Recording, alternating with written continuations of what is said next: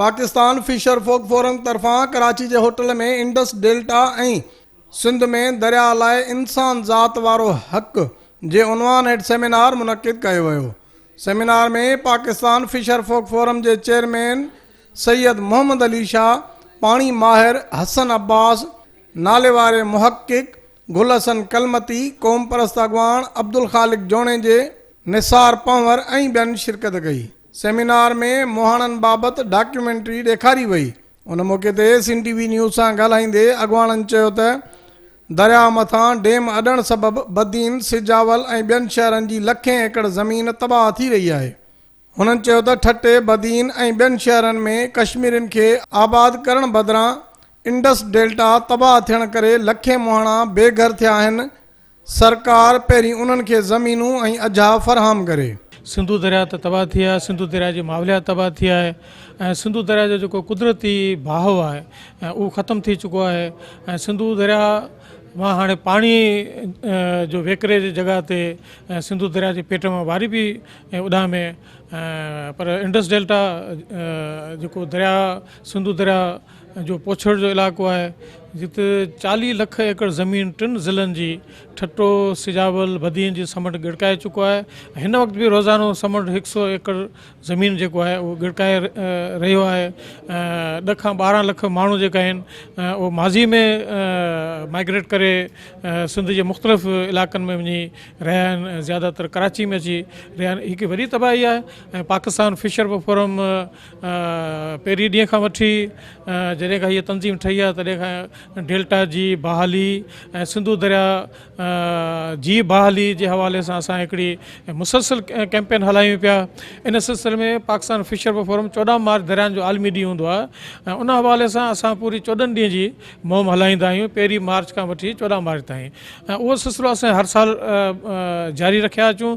हिन साल बि जेको आहे पहिरीं मार्च खां वठी 14 मार्च ताईं असां दरियानि जो आलमी ॾींहुं मल्हायूं पिया ऐं असांजो हिन वक़्तु मुतालबो इहो आहे, छो त हाणे जेको आहे ॻाल्हि अॻिते निकिरी चुकी आहे।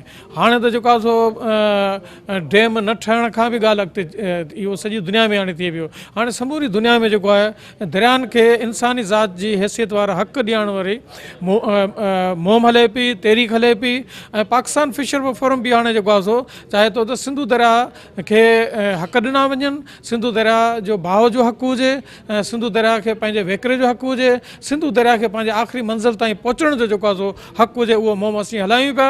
इन सिलसिले में असां जेको उनजो जेको हिकिड़ो क़ानूनी तरीक़ो आहे त असां हुकूमत खां मुतालबो करियूं था त बाक़ाइदा पार्लियामेंट में इहो बिल पास थियणु खपे ऐं सिंधु दरिया खे इंसान ज़ात जी हैसियत वारो क़ानूनी हक़ ॾिनो वञे। क़ानून जे तहत आइन में तरमीम करे जेको आहे सिंधु दरिया खे इंसानी ज़ात जी हैसियत वारो क़ानूनी हक़ ॾेई सिंधु दरिया जो जेको कुदरती बहाव आहे उहो बहाल कयो वञे ऐं सिंधु दरिया खे पंहिंजे आख़िरी मंज़िल ताईं पहुचणु ॾिनो वञे।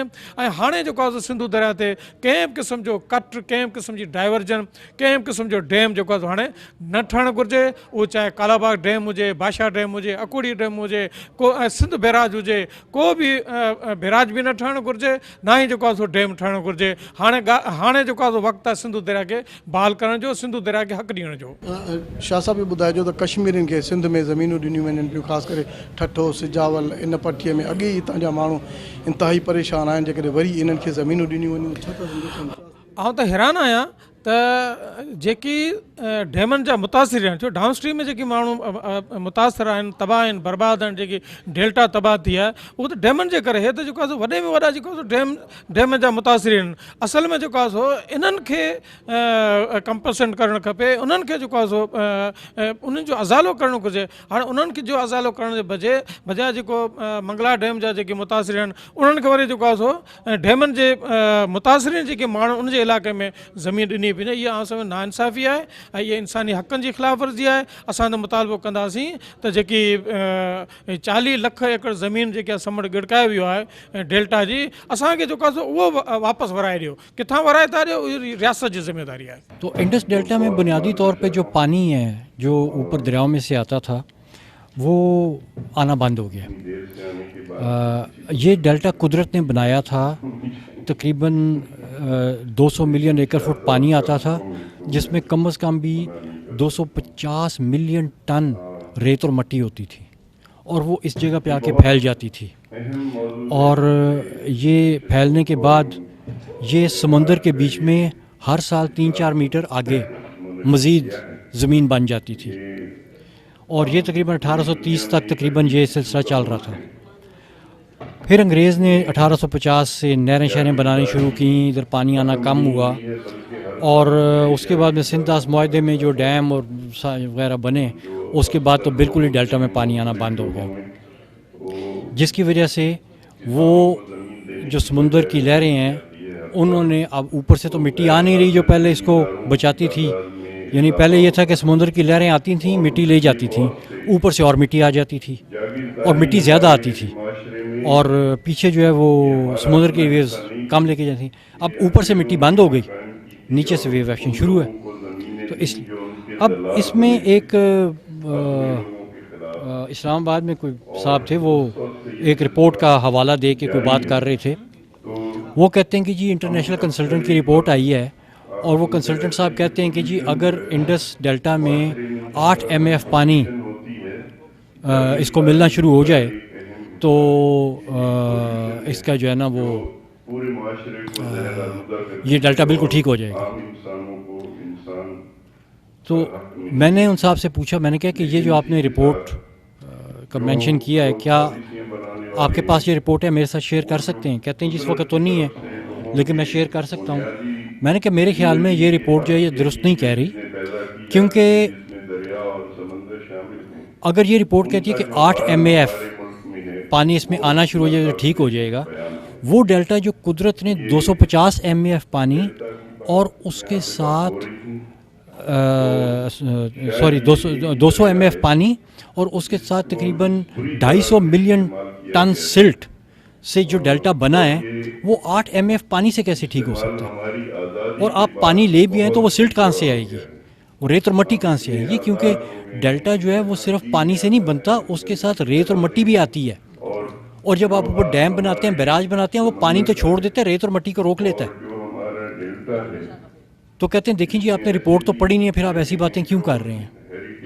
मैंने कहा मैं ये बात सिर्फ इसलिए कर रहा हूँ कि एक तरफ आप अभी थोड़ी देर पहले फरमा रहे थे कि हमारा तकरीबन हर साल 20 MF पानी समुद्र में गिर के ज़ाया हो जाता है और हमें सबको पता है कि 20 MF डेल्टा में से गुजरता है और डेल्टा तबाह हो रहा है।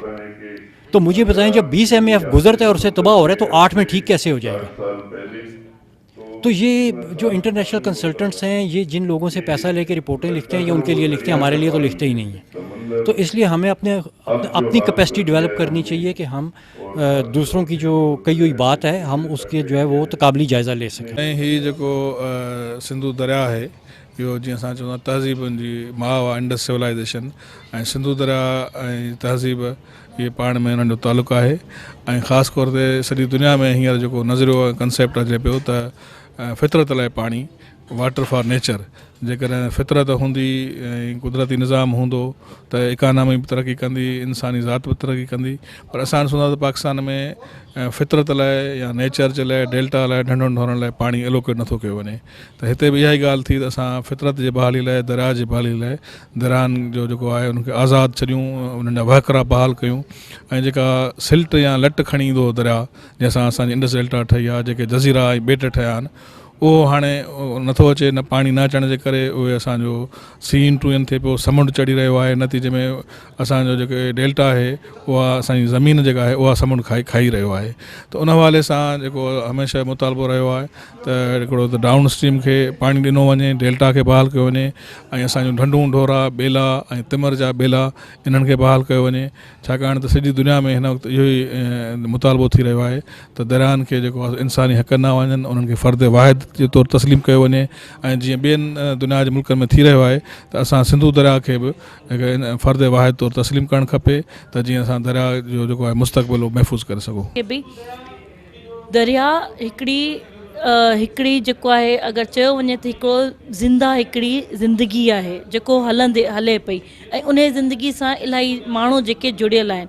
उन ज़िंदगी में जेके फैक्ट्रीज़ जा जेको बि वेस्ट आहे उहो उछलायो थो वञे, ड्रेनेज उछलायो थो वञे, मीन फैक्ट्रीज़ हर शइ जेको आहे, इवन की पावर प्लांट्स बि उन जे इन ते हलाया था वञनि।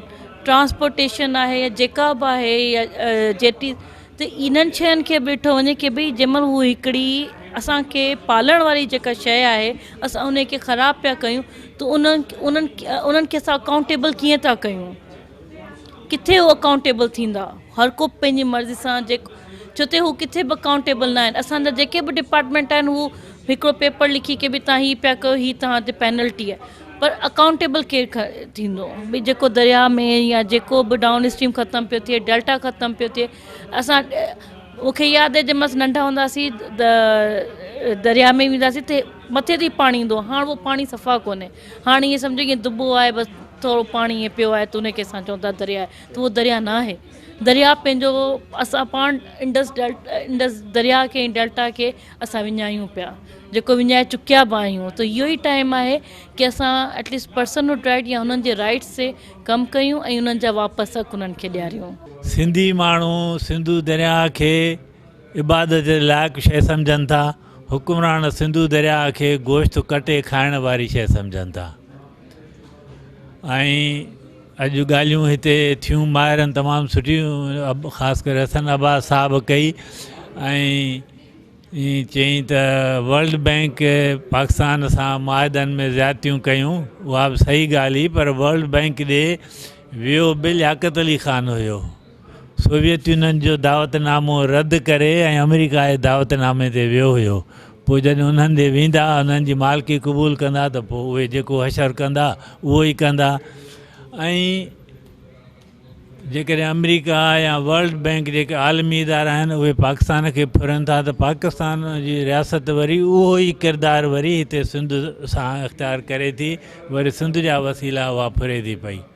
हिंदुस्तान सां मामिलो अचे थो पाणीअ जो त पाकिस्तान अपर रैपेरियन ऐं लोअर रैपेरियन जो उसूल खणी आलमी इदारनि में वञे थो, पर जॾहिं सिंध ऐं पंजाब जो अचे थो असां अपर ऐं लोअर रैपेरियन जो असां सुवाल खणी था अचूं त चवनि था त इहो तहसुब था कयो, जिथे ज़रूरत हूंदी उते इस्तेमालु थींदो। सो मूं जीअं चयो त हाणे इहा जंग आहे जीअं ॿियनि शयुनि जी, हिन ख़िते में तहज़ीब खे जनमु ॾींदड़ इहो दरिया हो। हाणे उन तहज़ीब जे जेको माख़ज़ आहे उन खे इहे हुकुमरान ख़तमु था कनि, असां उनखे बचाइण जी कोशिशि था कयूं। ॾिसूं जेको जंग खटे। इहो हुकूमत जी लॻे थो पॉलिसी इहा आहे त डेल्टा खे तबाह करियो, डेल्टा जे माण्हुनि खे तबाह करियो, हितां जे माण्हुनि खे तव्हां लल भलाण ते मजबूर कयो, इन सॼे खे इंडस्ट्रियल एरिया करे ॿाहिरि जा माण्हू हाणे हिते आबाद करियो, उन्हनि खे हिते मज़दूरी ॾियूं। इहो प्लान आहे गुज़िरियल 10-12 सालनि खां गवर्नमेंट जो, उन ते ई अमल दरामद थिए पियो। सिंधु दरिया में पाणी न अचण जो वॾो सबबु इहो आहे। ऐं जेके मसइला आहिनि उतां जे माण्हुनि जा जेके लल पलाण कनि पिया, उन्हनि जो एग्रीकल्चर तबाह थियो, उनजी माहीगीरी तबाह थी वई, उन तरफ़ हुकूमत को बि ध्यानु कोन पियो ॾिने। वेतर जेको ॿेटनि ते शहर अॾण जा मनसूबा बि थियनि, उन्हनि खे उतां बि दरबदर कयो पियो, कश्मीरियुनि खे आणण जो मनसूबो ठाहियो पियो वञे। इहो सभु इन जे करे थिए पियो त इंडस डेल्टा में जेके माण्हू रहनि था, लखे माण्हू रहनि था, 36 खां 35 खां 40 लख माण्हू रहनि था, उन्हनि खे जेको हितां लॾायो वञे। इन सॼे एरिया खे जेको नओं जेको असांखे नक्शो नज़र अचे थो, उहो बेरा टाउन खां वठी DHA खां वठी कारे जबल खां वठी ठठे खां सीधो ज़ुल्फ़कार आबाद केटी बंदर ताईं जेको असांखे नओं जेको ज़ून नज़र अचे पियो, उन में इहो ई आहे त हिन सभिनी खे तव्हां लॾाई वञे। वॾे में सबबु इहो त पाणी न अचे, डेल्टा खे तबाह करियो, माण्हुनि खे तंग करियो, ॿेटनि ते शहर ॾियो, माण्हू पाणी उथी हलिया वेंदा। इहो गवर्नमेंट जो मनसूबो आहे। फिशर फोक फोरम गुज़िरियल केतिरनि सालनि खां इन सिलसिले में जेका आहे उहा जदोजहद करे पई, असां उन सां गॾु आहियूं। ऐं हीउ सॼो हफ़्तो जेको आहे उहो इन दरियानि जो ॾींहुं मल्हायो पियो वञे। ऐं मूंखे उमेदु आहे त प्रेशर असां वठिजंदी गवर्नमेंट ते, जीअं ॿेटनि जे हवाले सां कयोसीं। अञा बि वरी ऐलान पियो करे वज़ीर आज़म त असां अञा ॿेटनि ते शहर ॾींदुसि, त इन सिलसिले में असांखे कुझु न कुझु करिणो पवंदो। हीअ जदोजहद आहे, ऐं सभिनी जो साथ रहंदो, इनशाअल्लाह असां कंहिं न कंहिं ते कामयाबी हासिल। सेमिनार में 14 मार्च ते दरियाउनि जो आलमी ॾिहाड़ो भरपूर नमूने सां मल्हाइण जो ऐलान पिणु कयो वियो। सिंध जे सियासी समाजी तोड़े पाणी माहिरनि जो चवणु हो त सिंध जी डेल्टा तबाह थी चुकी आहे।